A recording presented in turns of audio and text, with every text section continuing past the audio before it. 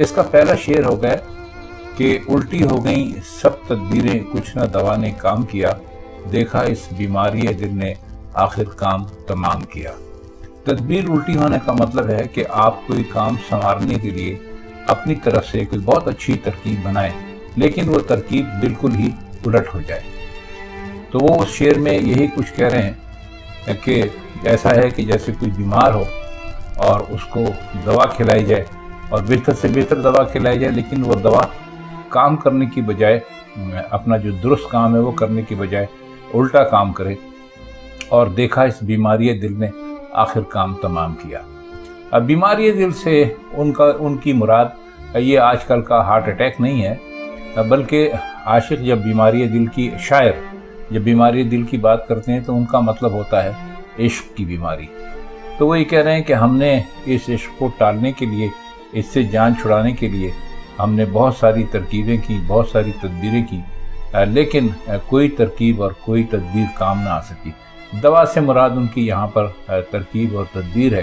اور وہ کہتے ہیں کہ عشق کا روگ ایسا روگ ہے کہ ایک مرتبہ لگ جائے تو پھر انسان کی جان چھوڑتا نہیں ہے اور ہمیشہ انسان کو اپنے آپ میں مبتلا کر کے رکھتا ہے۔ اگلا شعر ہے کہ عہد جوانی رو رو کاٹا، پیری میں لی آنکھیں موند، یعنی رات بہت تھے جاگے، صبح ہوئی آرام کیا۔ عہد جوانی کا مطلب ہے جوانی کے دن، اور پیری کہتے ہیں بڑھاپے کو۔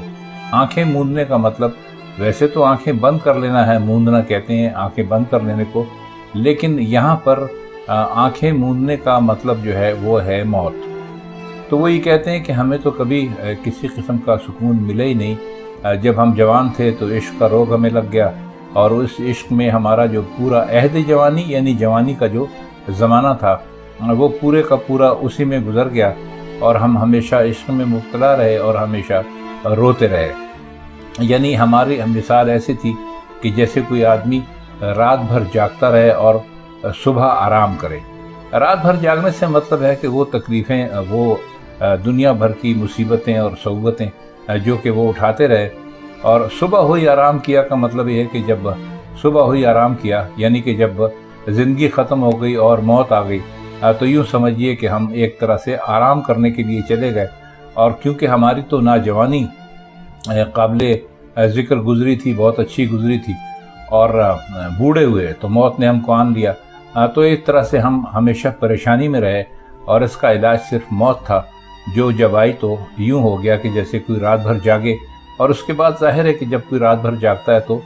صبح کو آرام کرتا ہے، یعنی اپنی نیند پوری کرنے کی کوشش کرتا ہے۔ تو اس کو انہوں نے اسی کی طرف اشارہ کر کے یہ مثالاً یہ بات کی ہے، یعنی صبح ہوئی آرام کیا، مطلب یہ ہے کہ یہ ایسا ہے، ساری زندگی عشق میں ایسے گزر گئی، اور بڑھاپا، پیری یعنی بڑھاپا جب آتا ہے تو انسان کو کئی قسم کے ویسے ہی امراض لگ جاتے ہیں، اور بڑھاپا تکلیف میں گزرتا ہے۔ تو وہ کہتے ہیں کہ ہمارے ساتھ تو کچھ بھی اچھا نہیں ہوا، جوان تھے تو عشق کر بیٹھے، بوڑھے ہوئے تو دوسری قسم کی مصیبتوں نے ہمیں آن لیا، تو بس اب یہ ہے کہ مر گئے ہیں۔ یعنی جب رات بہت جاگے ہوئے تھے، یعنی رات بہت جاگے کا مطلب یہ ہے کہ رات کو انہوں نے تشبیہ دی اپنی پوری زندگی کی تکلیفوں سے مثال دی ہے، اور جب صبح ہوئی تو پھر ہم نے آرام کیا۔ اگلا شعر ہے کہ ناحق ہم مجبوروں پہ یہ تہمت ہے مختاری کی، چاہتے ہیں سو آپ کریں ہم کو ابس بدنام کیا۔ اب ناحق کا مطلب ہے کہ خواہ مخواہ، اور تہمت کہتے ہیں الزام کو، اور مختاری کہتے ہیں اپنی مرضی کرنے کو۔ تو وہ یہ کہتے ہیں کہ جی ہم نے تو ساری زندگی آپ نے ہمیں ایسا بنایا تھا۔ اس شعر میں آپ اس کو حقیقی طرف بھی لے جا سکتے ہیں اور اس کو مجازی کی طرف بھی لے جا سکتے ہیں، تو ہم اس کو حقیقی کی طرف لے کر جائیں گے۔ تو وہ یہ کہتے ہیں کہ انسان جو ہے وہ مجبور محض ہے، اور اس کے اوپر یہ کہنا کہ انسان بہت مختار ہے، وہ جو اس کی مرضی ہو کر سکتا ہے، وہ تو ایسا نہیں ہے۔ انسان ایک بہت ہی محدود اور مخصوص سے دائرے میں زندہ رہ سکتا ہے اور زندہ رہتا ہے۔ تو وہ کہتے ہیں کہ ہم پر تو یہ الزام ہی ہے کہ ہم انسان جو ہیں اپنی مرضی کی زندگی گزارتے ہیں۔ ہوتا یہ ہے کہ جو آپ چاہتے ہیں ہوتا ہے وہی، اور ہم کو آپ نے خواہ بدنام کر رکھا ہے اس سلسلے میں یہ کہہ کے کہ انسان جو ہے بہت مختار ہے، وہ اپنی مرضی کے مطابق سب کچھ کر سکتا ہے۔ دراصل یہاں انہوں نے اشارہ इंसान की तकदीर की तरफ भी किया है, क्योंकि हमारा ये हम ये कहना है और सुना यही है हमेशा कि अल्लाह मियाँ जब इंसान को ज़िंदगी में देकर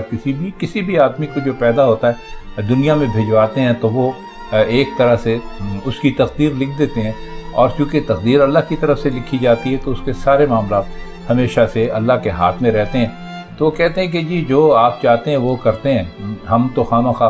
बदनाम है इस मामले में कि इंसान अपनी मर्ज़ी कर सकता है। इंसान के हाथ में कुछ भी नहीं है, जो कुछ है कुल मालिक कायनात का अल्लाह उसके हाथ में है। अगला शेर है कि सारे रिंद ओबाश जहाँ के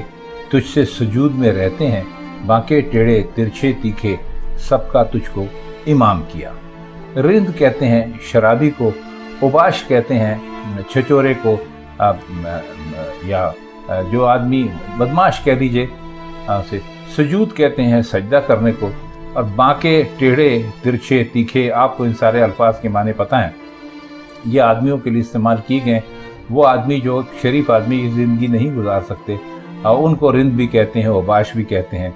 और बांके टेढ़े तिरछे तीखे ये सब कुछ कहते हैं। तो वो कहते हैं कि वो कोई भी हो, दुनिया भर के इंसान कैसा ही टेढ़ा क्यों ना हो, बदमाश क्यों ना हो, वो हर किस्म की बुराइयां उसके अंदर हों, मौजूद हों, लेकिन वो आखिर एक वक्त आता है कि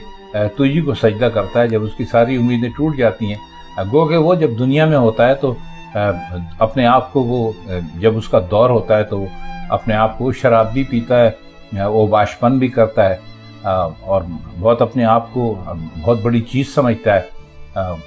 तिरछे लोग शामिल इसमें, तिरछे से मतलब है कि जो सीधा न चल सके मामलात में, जिस्मानी तौर पर नहीं, इन मामलात में तो बहुत ही टेढ़ा आदमी हो। आप ये आजकल भी मिसाल हम देते हैं कि भाई फला बहुत टेढ़ा आदमी है, तो कहते हैं वो जैसा भी हो, वो जो है वो सबका तुझको इमाम किया। सरदद हमसे बेअदबी तो वहशत में भी कम ही हुई, कोसों उसकी ओर गए पर सजदा हर हर गाम किया। ये शेर भी हकीकी मानों में है। सरदद कहते हैं किसी चीज़ का हो जाना, और वहशत कहते हैं यहाँ पर उन्होंने लिया है मतलब है पागलपन है। कोस कहते हैं एक फासले का एक मखसूस पैमाना होता है, उसको अब इस्तेमाल नहीं होता, मीर के ज़माने में इस्तेमाल होता था। और गाम कहते हैं कदम को। तो कहते हैं कि ये ऐसा नहीं था कि जब हमने ज़िंदगी गुजारना शुरू की तो जो हमसे बेअदबी हुई, यानी जो हमने अल्लाह को हुक्म नहीं माना। पागल आदमी पर तो वैसे भी आप ये जानते ही हैं कि पागल आदमी तो कुछ भी कर सकता है, उसको इबादत से या रियाजत से क्या मतलब होता है। तो वो कहते हैं कि हम जब पागल थे तो उस वक्त भी यानी वहशत में थे, जब हमने इश्क किया और हम वहशत में हो गए और सहरा और जंगल और दश्त में घूमने लगे, तो हमने उस वक्त भी बेअदबी हमने बिल्कुल नहीं की, यानी बहुत उसकी तरफ हम गए, बेअदबी की तरफ गए,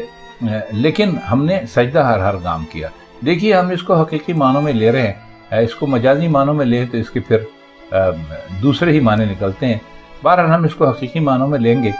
तो वो ये कहते हैं कि अल्लाह को ये बता रहे हैं कि हमने कभी ऐसा नहीं किया कि हम अपनी वहशत में या हम अपनी दीवानगी में हम तुझे भूल गए हों, हमने तुझे याद रखा। ज़ाहिर है सजदा तो अल्लाह ही को किया जाता है, तो वो इसी कह रहे हैं कि हमने सजदा जब भी किया तेरी ज़ात को किया, हर चंद के हम दीवानगी के आलम में रहे तब भी हमने यही किया। अगला शेर है किसका काबा कैसा किबला, कौन हरम क्या एहराम, कूचे के उसके बाशिंदों ने सबको यहीं से सलाम किया।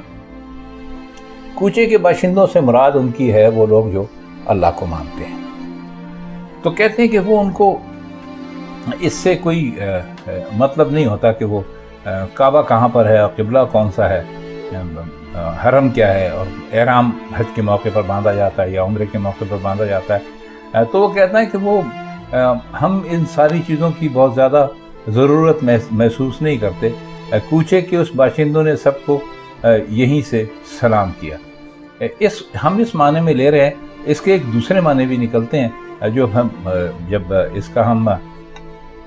इसके हम जब माने करेंगे दूसरे, अगर हम इसके مجازی معنی کریں تو پھر یہ اس کا دوسرا مطلب نکلتا ہے، لیکن ہم یہاں اس وقت اس کے مجازی معنی نہیں کر رہے ہیں، حقیقی معنی کر رہے ہیں۔ اور یہاں بھی اس شعر میں بھی ان کے کوچے کے باشندوں نے سب کو یہیں سے سلام کیا، یہ تو ہے اس کا حقیقی۔ اور اگر مجازی لیجئے تو وہ یہ کہتے ہیں کہ جی جب ہم عشق میں پڑ گئے اور ہم نے بت ایک طرح سے یہ شاعر ہمیشہ اپنے محبوب کو کہتے ہیں، تو وہ کہتے ہیں کہ جب ہم نے اس میں عشق کرنا شروع کر دیا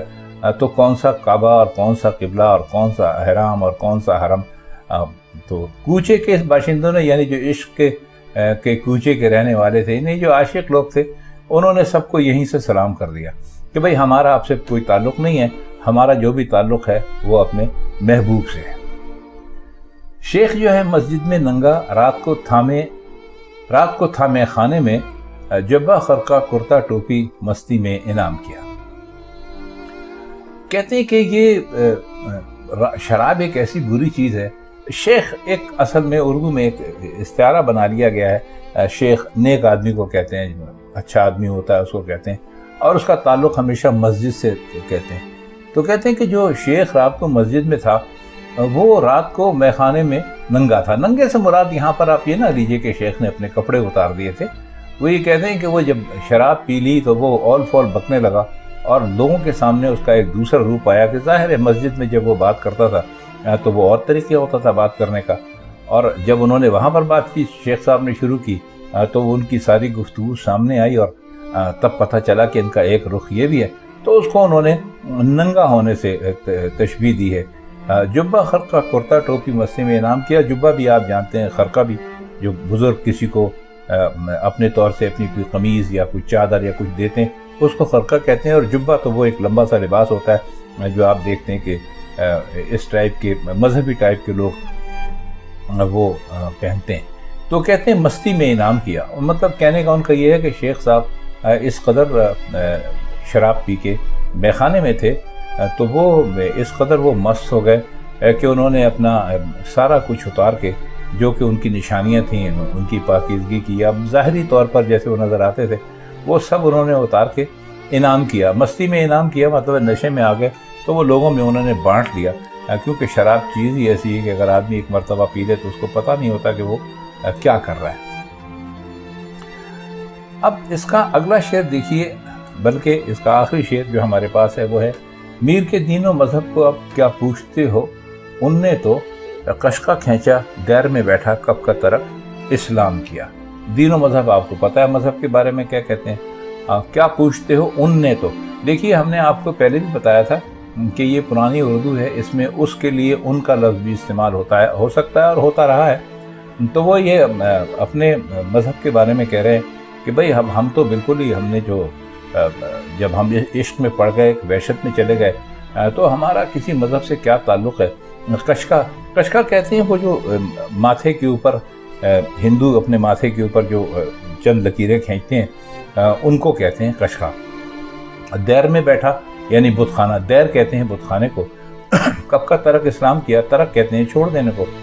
تو کہتے ہیں کہ اب میر جو ہے وہ اس کے آپ یہ سمجھ رہے ہیں کہ وہ مسلمان ہے، تو وہ کسی طور مسلمان ہے ہی نہیں، اس نے وہ سارے انداز اختیار کر لیے ہیں جو غیر مسلموں کے ہوتے ہیں۔ وہ ماتھے پر اپنے اس نے وہ قشقہ بھی کھینچ لیا ہے، وہ ہر وقت بت خانے میں پایا جاتا ہے، اور اس کا اب تو مذہب سے کوئی تعلق ہی نہیں ہے،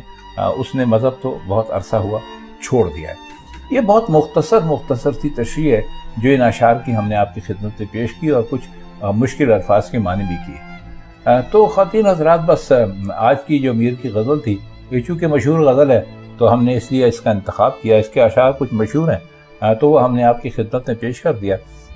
اگر آپ میر کی کسی اور غزل کی کوئی تشریح چاہتے ہوں تو وہ غزل ہمیں لکھ بھیجیے، ہم انشاءاللہ اس کی تشریح آپ کی خدمت میں